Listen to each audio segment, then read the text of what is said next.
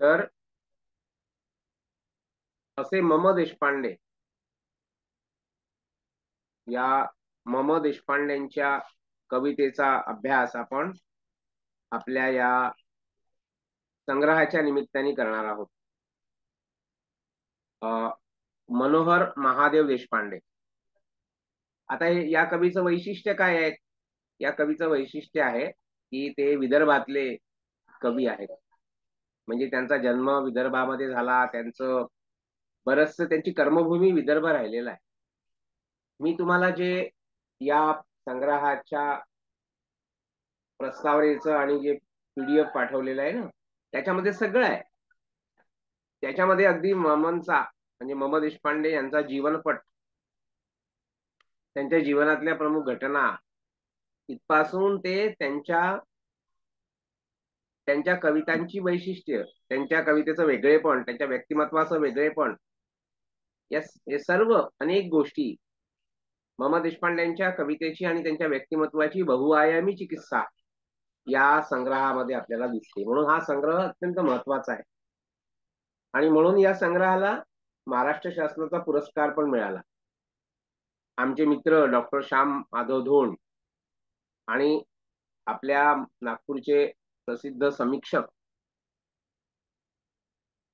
Doctor दभी कुलकर्णी, या कुलकर्णी सरांनी ते कॅम्पसमध्ये जेव्हा होते, डॉक्टर दभी कुलकर्णी, तेव्हा मी कॅम्पसमध्ये रुजू झालो होतो रिसर्च फेलो म्हणून 1994 मध्ये. तर ते माझे मार्गदर्शक म्हणजे PhD चे मार्गदर्शक माझे बापगावकर सर होते, पण त्यांनी मला खूप मार्गदर्शन केलं. माझं जे पहिलं पुस्तक प्रसिद्ध झालं, नाग देशपांडे आणि नादो महानर यांची कविता, ते पुण्याच्या पद्मगंधा प्रकाशनाने जे प्रकाशित केलं होतं, ते सुद्धा दभी सरांनी माझी शिफारस केली होती. आणि ते जे डॉक्टर अरुण जाकडे, जे प्रसिद्ध समीक्षक आहेत महाराष्ट्रातले, पद्मगंधा प्रकाशन, त्यानंतर त्यांनी माझी 4-5 पुस्तकं प्रकाशित केली. पण पहिलं जे सुरुवात केली, माझा जो प्रबंध होता PhDचा, तो डॉक्टर दभी सरांच्या आणि सांगण्यावरून मी त्यांना दाखवला होता, जाकड्यांना दाखवला होता.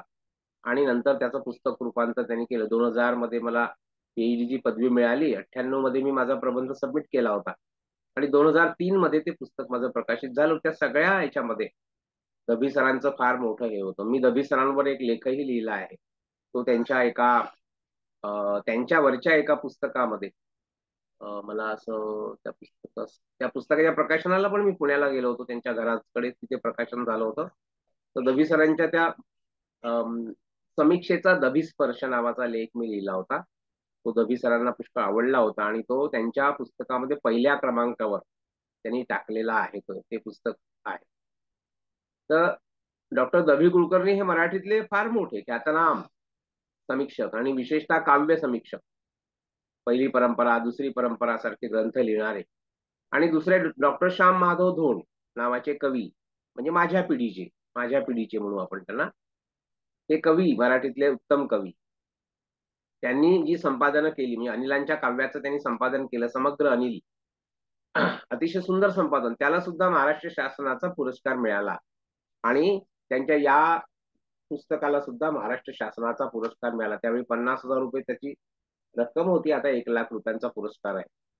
तर हा अंतरिक्ष फिरलो पण हा जो संग्रह आहे, याचं संपादन केलं आहे डॉक्टर दभी कुलकर्णी आणि डॉक्टर श्याम माधव धोंड यांनी केलेला आहे. आणि याच्यामध्ये मम देशपांडे यांची निवडक कविता आहे, लक्षात घ्या. म्हणजे मम देशपांडे यांचे आजपर्यंत जे काव्यसंग्रह प्रसिद्ध झाले असतील, त्याच्यामध्ये बघा 3 काव्यसंग्रह त्यांचे आजवर प्रकाशित झालेले आहेत. त्यांचा पहिला काव्यसंग्रह जो आहे, तो वनफूल नावाचा काव्यसंग्रह, तो मौज प्रकाशनातर्फे 1965 मध्ये प्रकाशित झाला होता आणि त्याला महाराष्ट्र शासनाचा केशवसूत पुरस्कारही मिळाला होता 1966 मध्ये. म्हणजे त्या पहिल्याच त्यांच्या काव्यसंग्रहाने मराठी काव्य विश्वाला आपल्याकडे आकर्षित करून घेतलं, मराठी रसिकतेला आणि मराठी अभिरुचीला प्रभावित केलं, असं आपल्याला दिसतं. भलेही हा कवी अंतर्मुख वृत्तीचा आहे, हा कवी प्रसिद्धी परान्मुख वृत्तीचा आहे, हा कवी भिडस्त वृत्तीचा आहे. आपण असतो ना बरेचदा लोक की समोर समोर करायची वृत्ती नसते, किंवा जास्ती बोलत नाही, मागे मागे राहतात. तर याचं वर्णन इथे सगळं आलेलं आहे, ते तुम्ही वाचलं, मी पण सांगणार आहे तुम्हाला. पण इथे तुम्ही जर वाचलं स्वतः हे सगळं जे आहे, मी तुम्हाला जे पीडीएफच्या स्वरूपामध्ये पाठवलेलं आहे, प्रस्तावना आहे, मुलाखत आहे, दबींचे 2 लेख आहे, एक अंतर्देही कविता संग्रहाची प्रस्तावना जी दबींनी लिहिली होती, त्यांचा दुसरा काव्यसंग्रह, आणि त्याच्याशिवाय या काव्यसंग्रहाची प्रस्तावना आहे. या काव्यसंग्रहाच्या 2 प्रस्तावना आहेत, एक दभी सरांनी लिहिलेली आहे, एक श्याम माधव दोंड यांनी लिहिलेली आहे. त्याच्यामध्ये सगळ्या या पूर्ण मजकुरामध्ये आपल्याला म. देशपांडे सापडतात. एक कवी सापडतो आपल्याला, गवसतो तो कवी आपल्याला. आणि त्याची कविता कशा प्रकारची कविता आहे, तिची वाङ्मयीन महात्मता कशामध्ये आहे, तिचं वाङ्मयीन श्रेष्ठत्व कोणत्या गुणामध्ये आहे, त्या कवितेच्या कोणत्या गुणधर्मामध्ये आहे, ते आपल्याला याच्यातून कळायला मदत होते. अर्थात आपण जेव्हा कविता वाचतो एखाद्या कवितेची, तेव्हा एक रसिक म्हणून, एक वाचक म्हणून, एक आस्वादक म्हणून आपल्यालाही कविता कळते, आपल्यालाही कवितेचं मोठेपण गवसत कळतं. तर मनोहर महादेव देशपांडे हे जे कवी आहेत, विदर्भातले कवी आहेत, त्यांचा वनफुल नावाचा पहिला काव्यसंग्रह 1965 मध्ये प्रकाशित झाला, मी सांगितलं. दुसरा काव्यसंग्रह अंतर्देही तो 1996 मध्ये प्रकाशित झाला. म्हणजे बघा किती मोठा कालखंड गेला, 65 ते 96. म्हणून दबेंनी इथल्या अंतर्देहीच्या प्रस्तावनामध्ये लिहिलेलं आहे की अंतर्देहीतली कविता जी आहे ती अंतर्देहीतली कविता जी आहे साधारण ती 3 दशकातली कविता आहे. बघा 1965 नंतरचा कविता संग्रह, म्हणजे 65 नंतर ते जवळपास 90 पर्यंत या कालखंडातली कविता अंतर्देही या काव्यसंग्रहामध्ये आहे. तिसरा त्यांचा काव्यसंग्रह जगाचे श्वास नावाचा 2006 मध्ये प्रकाशित झालेला आपल्याला दिसतो. म्हणजे असे त्यांचे 3 काव्यसंग्रह प्रकाशित झाले आहेत. आणि आपल्याला अभ्यासक्रमामध्ये हा जो संग्रह आहे अंतरिक्ष फिरलो पण, हे त्यांच्या एका कवितेचं शीर्षक आहे, हे त्यांच्या कवितेचं एका शीर्षक आहे. तर या काव्यसंग्रहामध्ये त्यांच्या जवळजवळ म्हणजे 91 कविता त्यांच्या समाविष्ट आहे. 91 कविता. आपण जर अनुक्रमणिकेमध्ये बघितलं तर आपल्या लक्षात येतं की 91 कविता या संग्रहामध्ये आहेत. म्हणजे म. देशपांडेंच्या 91 कवितांच्या आधारे आपल्याला त्यांच्या काव्याची वैशिष्ट्य शोधायची आहेत. आता हे जे म. देशपांडे आहेत, हे यांचं जे जीवन आहे, यांचं जीवन नागपूरमध्ये गेलेलं आपल्याला दिसतं. बघा 23 ऑक्टोबर 1929 मध्ये त्यांचा जन्म झाला. यवतमाळ विदर्भातलं जे एक गाव आहे महत्वाचं. 1929 मध्ये जन्म झाला. सुरुवातीच्या कालखंडामध्ये पुलगावच्या ऑर्डनन्स फॅक्टरीमध्ये त्यांनी नोकरी केली. नंतर नागपूरच्या एजी ऑफिसमध्ये त्यांनी नोकरी केली.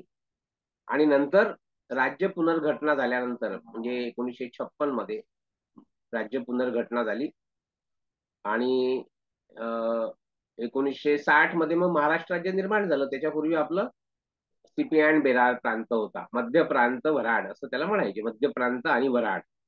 त्या मध्य प्रांत वराड ची राजधानी होती नागपूर.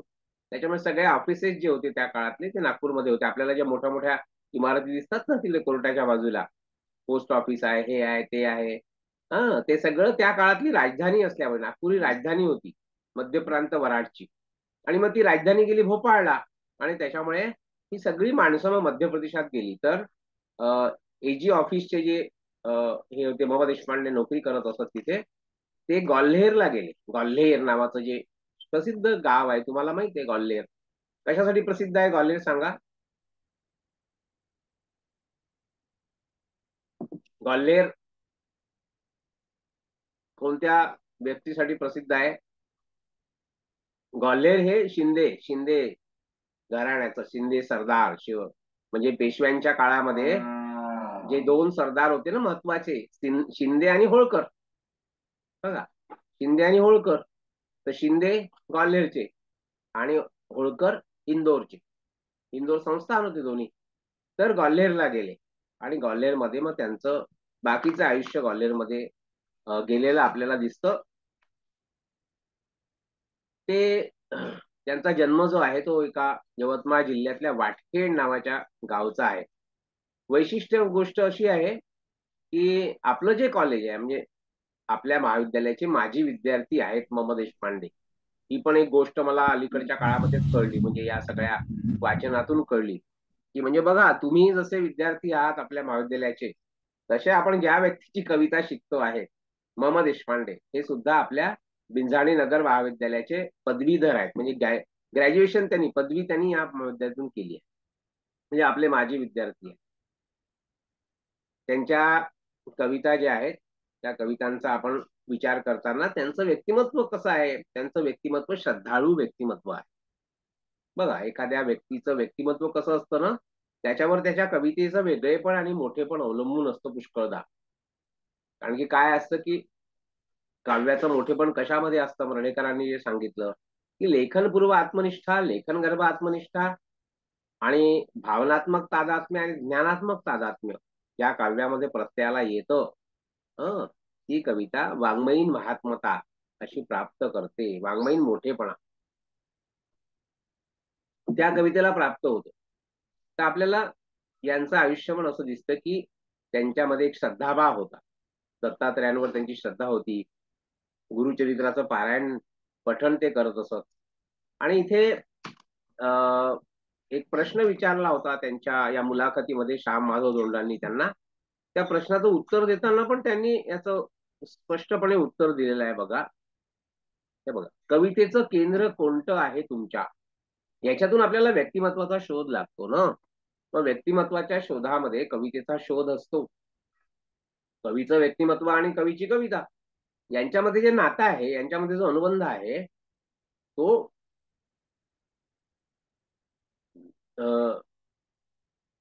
निर्माता आणि निर्मिती, जन्य जनक संबंध आहे.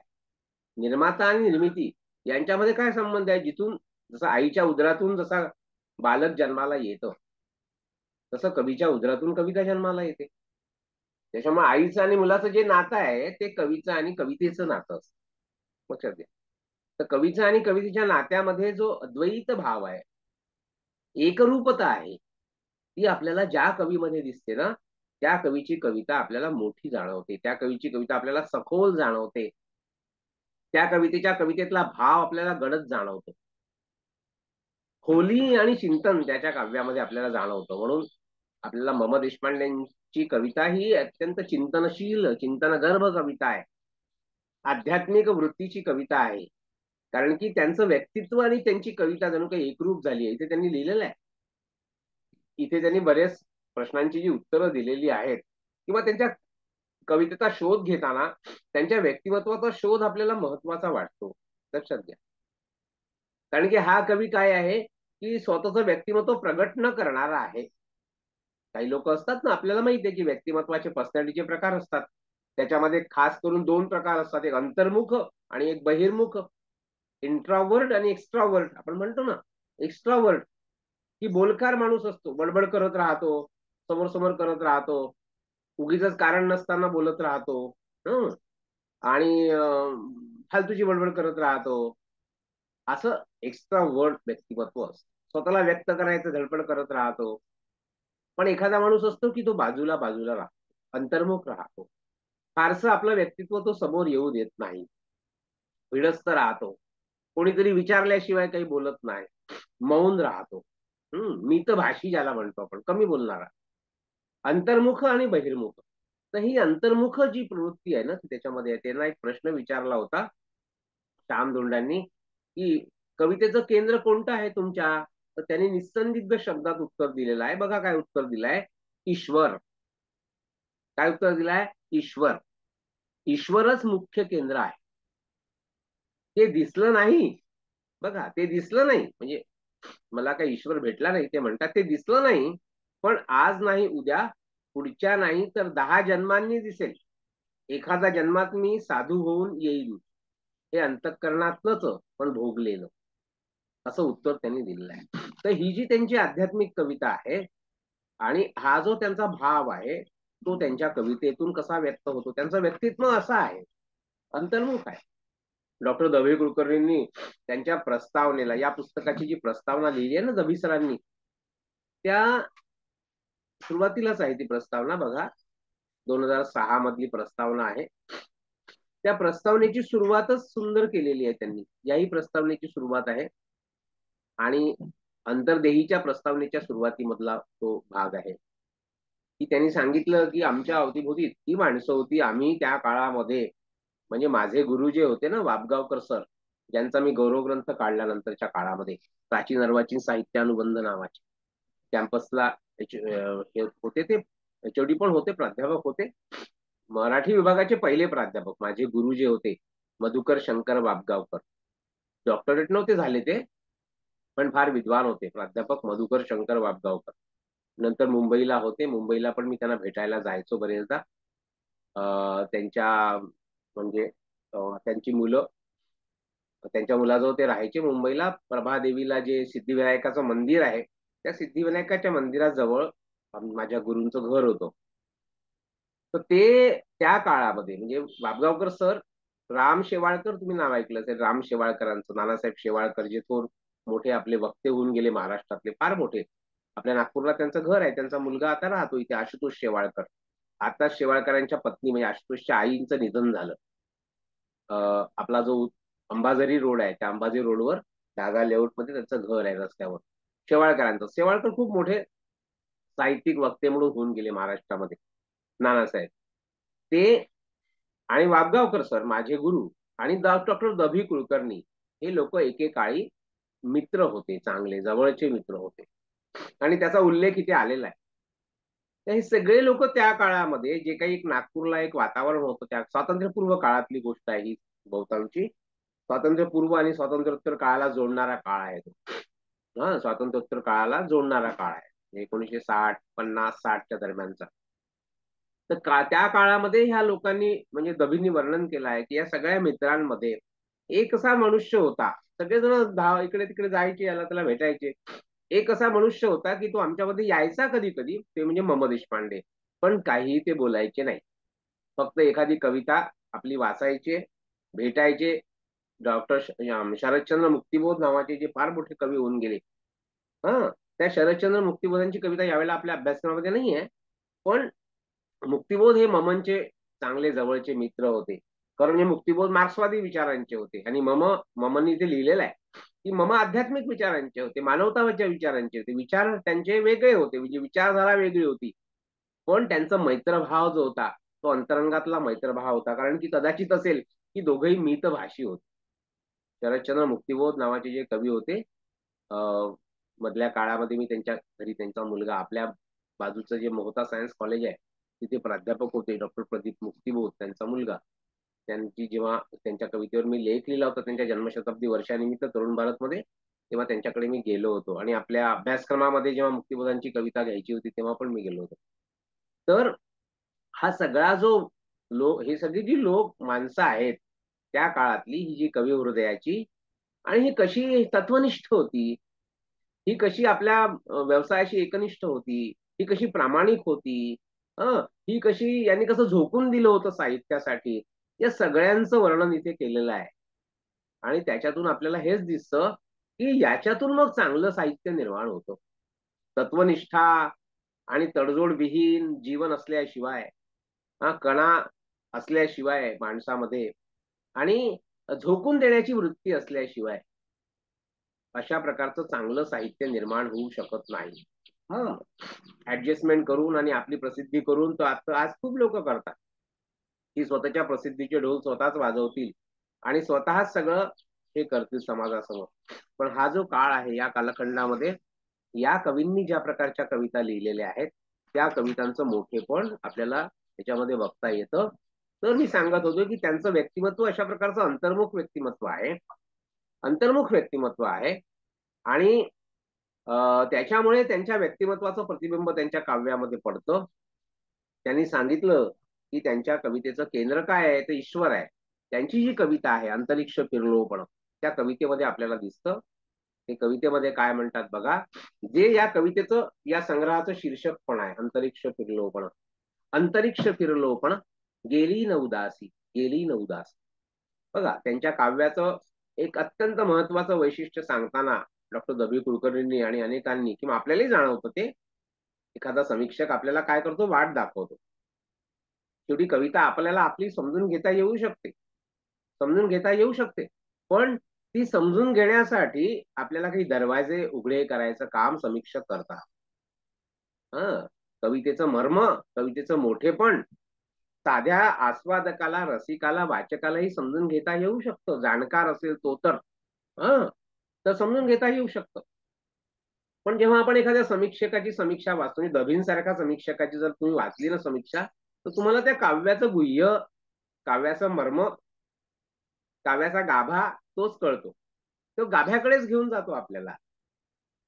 यांनी सांगताना असं सांगितलंय की या कवीचं वेगळेपण कशामध्ये आहे, तर त्या कवितेच्या साधेपणामध्ये आहे. अर्थात साधेपणा म्हणजे सोपेपणा नाही, सोपं नाही, कठीण आहे. जीवनाबद्दलचं चिंतन आहे, जीवनाच्या क्षणभंगुरतेबद्दलचं चिंतन आहे, जसं आपल्याला तांब्यांमध्ये दिसतं. आणि एक शाश्वत अशा प्रकारचं, एक सनातन अशा प्रकारचं सत्य जे असतं जीवनाबद्दलचं, ते पकडण्याचा कवी प्रयत्न करतो. काही कवी कसे असतात, ते समकालीन प्रश्नांमध्ये गुंततात, सामाजिक प्रश्नांमध्ये गुंततात, राजकीय प्रश्नांमध्ये गुंततात, राजकीय प्रश्नांना आपल्या कवितेचा विषय करतात. याला आपण प्रासंगिक म्हणू, समकालीन म्हणू. पण काही कवी कसे असतात की जे सार्वकालिक चिंतनाला आपला विषय करतात. त्यांना समकालीन प्रश्न महत्वाचे वाटत नाही, त्यांना सार्वकालिक प्रश्न महत्वाचे वाटतात. जीवनाबद्दलचे प्रश्न, माणसाच्या जगण्याबद्दलचे प्रश्न, माणसाच्या अस्तित्वाबद्दलचे प्रश्न, व्यष्टी समष्टी सृष्टी आणि परमेष्टीच्या नात्याबद्दलचे प्रश्न. लक्षात घ्या, समजून घ्या की बघा, एका बाजूला एखादा कवी आजच्या काळावर कविता लिहितो, राजकारणावर कविता लिहितो, एखाद्या राजकीय पुढाऱ्यावर, मोदीवर कविता लिहिल, टीका करेल, राहुल गांधीवर कविता लिहिल, असं पण करेल, वर्णन करेल.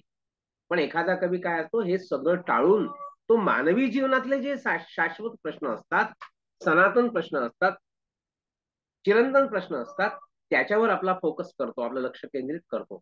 त्याला अवतीभोवतीचे हे प्रश्न तेवढे महत्वाचे वाटत नाही, त्याला प्रत्यक्ष मानवी जीवनाच्या अस्तित्वाचे प्रश्न महत्वाचे वाटतात, ते त्याच्या चिंतनातून आलेले असतात. तर म. देशपांडे हे असे सार्वकालिक प्रश्नांचं चिंतन करणारे आध्यात्मिक वृत्तीचे कवी आहे. आणि म्हणून त्यांच्या कवितेचा विशेष काय, साधेपणा आहे. म्हणजे खूप तो शब्दांचा फुलोरा नाही आहे, पण त्या साधेपणामध्ये जे सौंदर्य असतं बघा, एखाद्या स्त्रीचं सौंदर्य, पुरुषाचं सौंदर्य आपण पाहतो ना, साधेपणामध्ये असतं. खूप काही तिने मेकअप केलेला नसतो, खूप काही तिने अलंकार घातलेले नसतात, पण त्या साधेपणामध्येच तिचं जे अंगभूत सौंदर्य आहे, ते जे दिसतं आपल्याला, तशी आहे ममनची कविता. ममनच्या कवितेमध्ये ते साधेपणातलं सौंदर्य आहे. खूप शब्दांचा फुलरा, प्रतिमा प्रतिकांची लगबग, खूप अलंकारिक शब्द, खूप छंदवृत्तांचा वापर, खूप यमक अनुप्रासांची आणि पेरणी जिकडे तिकडे, असं काही नाही, पण कवितेमध्ये चिंतनशील आहे. आणि ते शब्द बघा, अंतरिक्ष फिरलो पण, एक कविता, आपण अनेक कविता आहे त्यांच्या, आपण वाचणारच आहोत बघत. आपण जेव्हा त्यांची वैशिष्ट्य बघू तेव्हा त्यांच्या कवितांचं आपोआपच येईल ते. पण ही कविता, अंतरिक्ष फिरलो पण गेली न उदासी, गेली न उदासी, रिपिटेशन आहे बघा. कशावर जोर दिलाय कवीनी, जी गोष्ट मनाला जाणवते सतत. अंतरिक्ष फिरलो पण गेली न उदासी, गेली न उदासी, लागले न हाताला काही अविनाशी, काही अविनाशी. बघा बघा, कवी काय म्हणाला होता की ईश्वर हे माझ्या कवितेचं केंद्र आहे, पण ईश्वराचा शोध आहे, ईश्वर सापडलेला नाही आहे. ईश्वर नावाची जी काही शक्ती असेल, काही असेल, एक अनिर्वचनीय असं काहीतरी असेल या जगामध्ये, या निसर्गामध्ये, जे चैतन्य तत्व आपल्याला जाणवतं, ज्याला नियती म्हणतो आपण, ज्याला भाग्य म्हणतो आपण, जे काही घडतं या जगामध्ये, त्या जगाच्या घडणाऱ्या गोष्टींचे संदर्भ तर्कपूर्ण पद्धतीने आपल्याला बरेचदा लावता येत नाही. असं का झालं हे सांगता येत नाही. ते जे काही आहे, म्हणून कवी म्हणतो अंतरिक्ष फिरलो पण गेली न उदासी, गेली न उदासी, लागले न हाताला काही अविनाशी, काही अविनाशी. क्षितीज तुझ्या चरणांचे दिसते रे दूर, दिसते रे दूर, घेऊन मी चालू कसा भरलेला ऊर, भरलेला ऊर.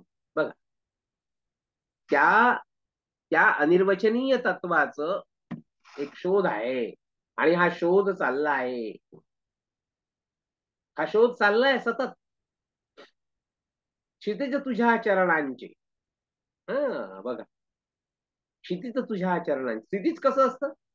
बसा, ग्रेसांची कविता आहे ना, क्षितिज जसे दिसते तशी म्हणावी गाणी. मी माझं पोस्टर काढलंय, माझ्या घरी लागलेलं आहे ग्रेसांचं. त्या कवितेचं पोस्टर आणि ग्रेसांचं चित्र काढलंय. क्षितिज जसे दिसते तशी म्हणावी गाणी, देहावरची त्वचा आंधळी चिलून घ्यावी कोणी. गाय जशी हंबरते तसेच व्याकुळ व्हावे, बुडता बुडता सांज प्रवाही अलगद भरून या. क्षितिज जसे दिसते तशी म्हणावी गाणी. क्षितिजासारखं काव्य आहे, दुर्बोध आहे. हातात पकड. क्षितिज कसं असतं? दिसतं पण सापडत नाही. ईश्वराचं अस्तित्व कसं आहे? दिसतं, जाणवतं, पण पकडीत येत नाही, सापडत नाही आपल्याला, गवसत नाही आपल्याला.